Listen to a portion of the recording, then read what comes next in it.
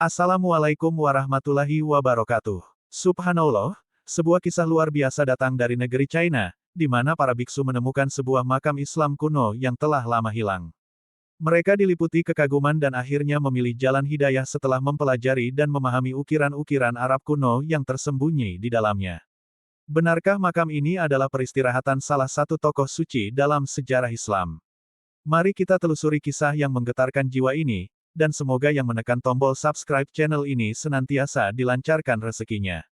Di lereng terpencil sebuah gunung di Provinsi Gansu, China, alam menyingkap sebuah rahasia besar. Hujan lebat selama seminggu penuh mengakibatkan longsoran tanah, membuka sebagian jalur setapak yang sering dilalui para biksu dari biara Lingsan. Di suatu pagi yang diselimuti kabut, seorang biksu muda bernama Huizang, yang penuh rasa ingin tahu, menemukan sebuah keanehan. Di antara dinding tanah yang baru saja runtuh, terlihat sebuah celah sempit yang menganga. Ini bukanlah lubang biasa, melainkan sebuah formasi batuan yang tersusun dengan rapi, seolah-olah sebuah pintu rahasia yang terkubur oleh waktu. Jantungnya berdebar kencang. Dengan tangan yang sedikit gemetar, ia segera memanggil biksu-biksu lainnya.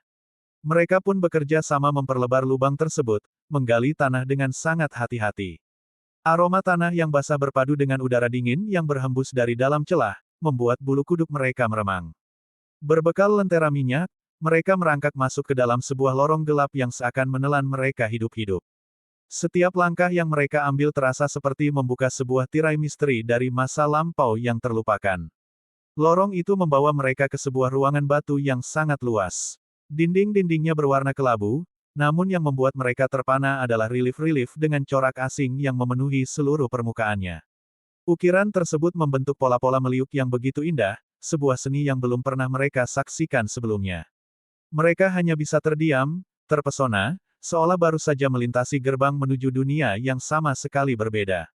Biksu Huizang mengarahkan lenteranya ke salah satu ukiran.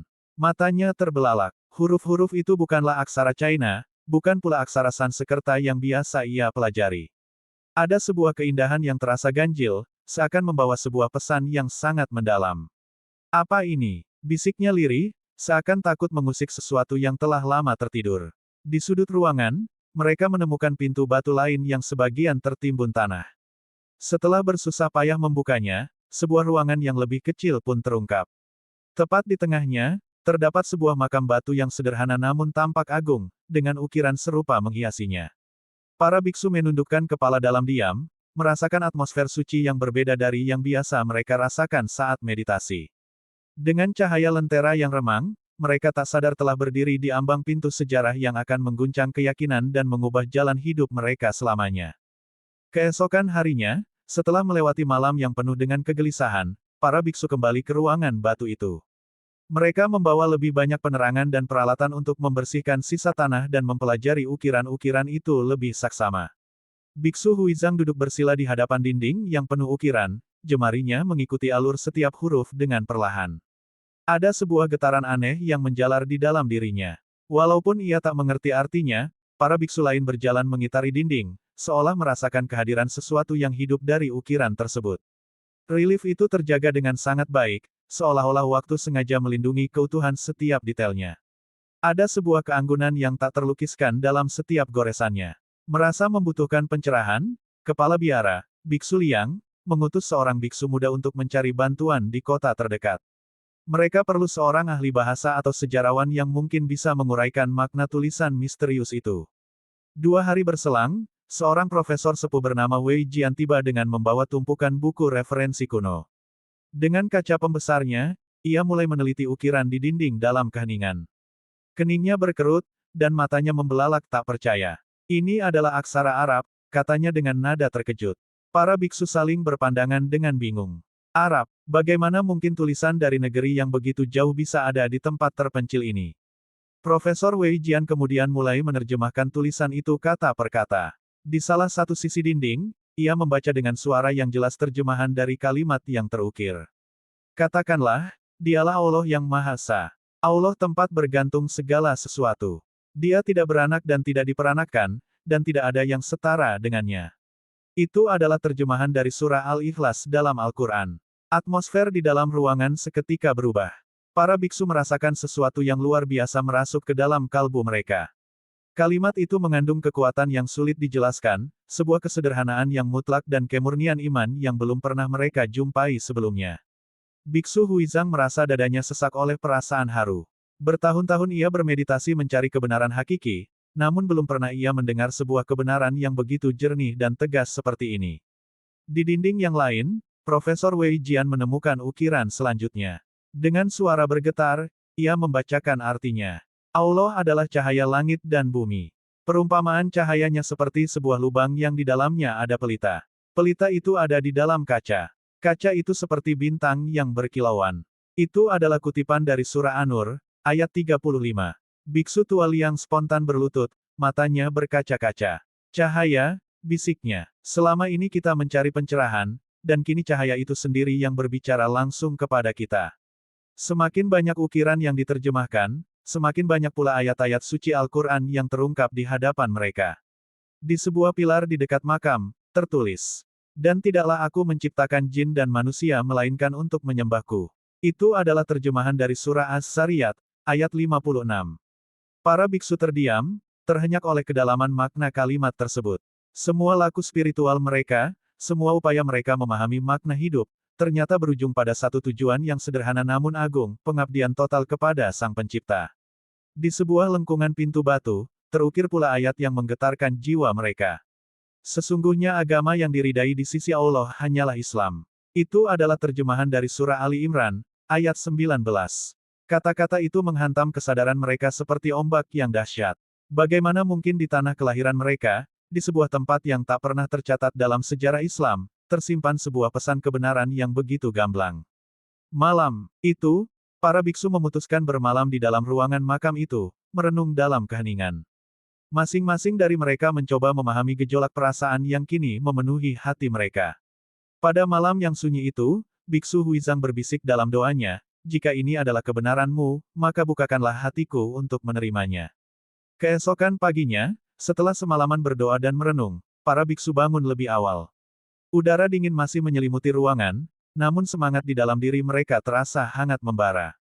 Mereka berkumpul di depan makam batu di tengah ruangan dengan penuh rasa takzim. Biksu Liang, dengan tangan gemetar, mulai membersihkan debu tebal yang menutupi ukiran di atas makam itu. Perlahan tapi pasti, kaligrafi Arab yang indah mulai tampak jelas. Mereka kembali memanggil Profesor Wei Jian, yang kini telah menjadi bagian tak terpisahkan dari perjalanan spiritual ini. Dengan suara yang bergetar menahan haru, Profesor Wei Jian mulai membaca tulisan di atas makam itu. Hamba Allah yang setia, pembawa cahaya tauhid, guru bagi para pencari jalan, wafat dalam kedamaian sejenak. Ruangan itu senyap seketika. Tak ada yang bersuara. Setiap kata yang diucapkan seolah menembus jiwa mereka, membawa mereka ke dalam perenungan yang sangat dalam. Mungkinkah sosok yang dimakamkan di sini adalah seorang tokoh besar dalam penyebaran Islam? Mungkinkah ini makam seorang utusan suci?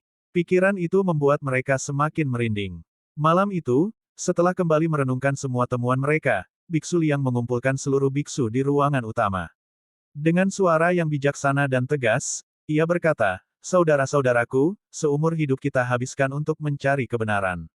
Hari ini, kebenaran itu yang justru telah menemukan kita. Akankah kita berpaling darinya, atau akankah kita menyambut dan meraih cahaya itu?" Hening. Tak ada yang menjawab dengan kata-kata. Namun, air mata yang berlinang dan anggukan kepala yang serempak dari para biksu sudah menjadi jawaban yang paling jelas. Di dalam hati mereka, sebuah keputusan besar telah terbentuk. Sebuah keputusan yang tidak hanya akan mengubah diri mereka, tetapi juga mungkin dunia di sekitar mereka. Di malam yang syahdu itu, di bawah tatapan langit yang penuh bintang, para pencari kebenaran itu telah menemukan janji yang tak akan pernah diingkari. Cahaya Islam yang sekian lama terkubur, kini bangkit kembali di tanah Tiongkok. Biara Lingshan, yang dulunya adalah pusat meditasi, kini bertransformasi menjadi tempat yang penuh dengan cahaya zikir dan doa. Para biksu, yang kini telah memeluk Islam dengan sepenuh hati, mulai mengajarkan ajaran yang mereka temukan kepada siapa saja yang datang dengan lembut dan penuh cinta. Kabar mengenai para biksu Biara Lingshan yang menjadi mualaf menyebar seperti api. Berita itu menjadi buah bibir di pasar, kedai teh, hingga pertemuan keluarga. Sebagian orang tak percaya, namun lebih banyak lagi yang datang karena didorong rasa penasaran.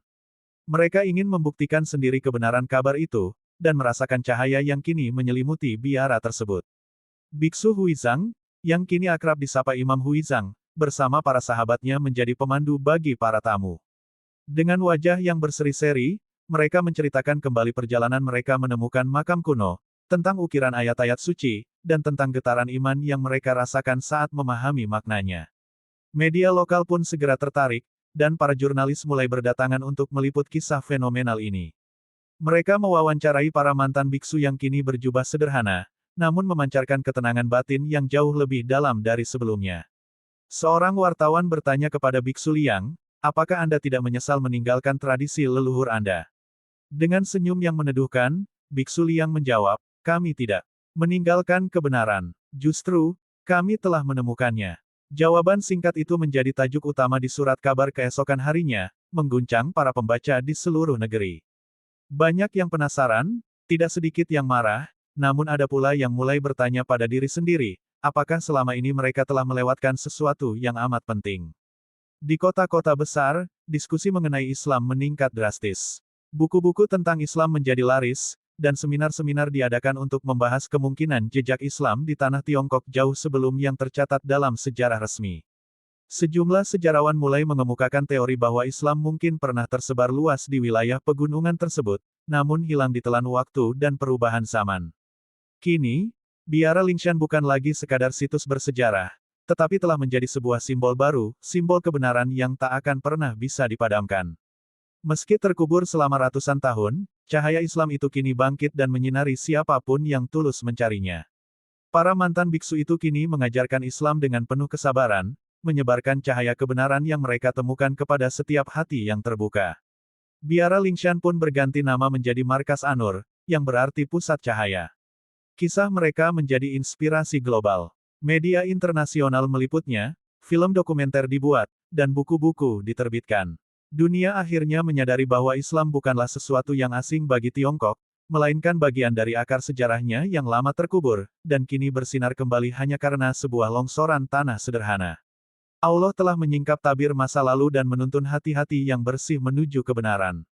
Sejarah mencatat, bukan kekuatan atau paksaan, melainkan keikhlasan dan kejujuran dalam mencari kebenaran yang membawa manusia pada cahaya Islam. Karena sesungguhnya, seperti janjinya dalam surah An-Nur ayat 35, Allah adalah cahaya langit dan bumi, dan siapapun yang mencarinya dengan tulus, pasti akan menemukan cahayanya. Kebenaran tak akan pernah bisa terkubur untuk selamanya, ia akan selalu menemukan celah untuk bersinar, bahkan di tempat yang paling gelap sekalipun. Islam hadir sebagai rahmat bagi seluruh alam, bahkan di tempat-tempat yang tak pernah kita duga sebelumnya. Dan bagi siapa saja yang mencari kebenaran dengan hati yang bersih, Allah senantiasa menyiapkan jalan dan menuntunnya menuju cahaya yang abadi. Terima kasih telah menonton sampai akhir, semoga cerita ini dapat menjadi pelajaran yang berharga untuk kita semua. Jangan lupa ikuti terus kisah-kisah menarik selanjutnya di channel kami. Sampai jumpa.